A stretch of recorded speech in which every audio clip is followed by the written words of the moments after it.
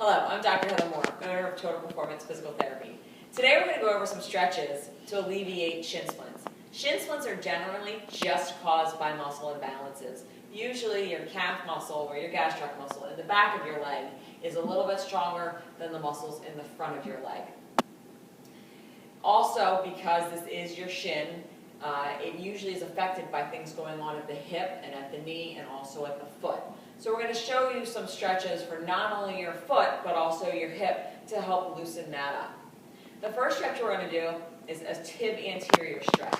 Now you can do this stretch when you're brushing your teeth, in the shower, find a bunch of different times a day to do it. So you want to make sure your shoes are off to get the best stretch for this. And all you're going to do is put your foot behind you. You're going to curl your toes under, nice and easy. You're going to feel a stretch up and through here. Some people will feel it only in the front of their foot. Some people will feel it all the way up into their shin. You want to hold that 30 seconds, and you want to do 6 of those on each side. The next stretch is for the gastroc, or the muscle in the back of the leg.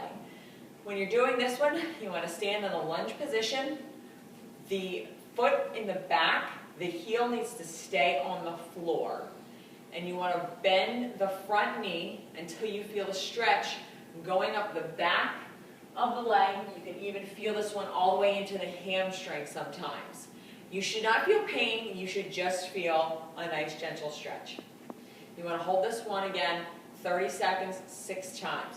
This is another one that you can do in the shower, brushing your teeth, standing there washing the dishes.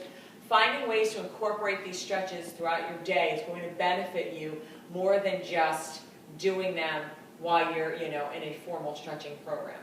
The final stretch is one where you do it sitting down, and it's for your hips.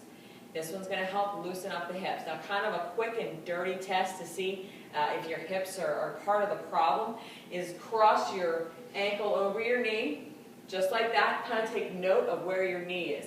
Your knee should be flat, almost flat. If you're having a problem, it's going to be up in the air. Now, what you want to do then is test the other side and do the exact same thing on the other side. If these are asymmetrical, meaning one goes up and one is flat, then that indicates a problem.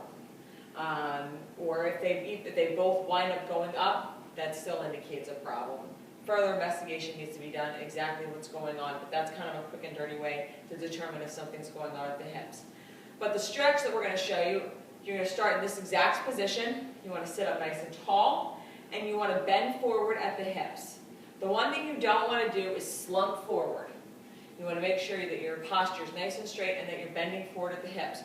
You can feel this one in the low back, in the glutes, in the hamstring, or directly in the hip.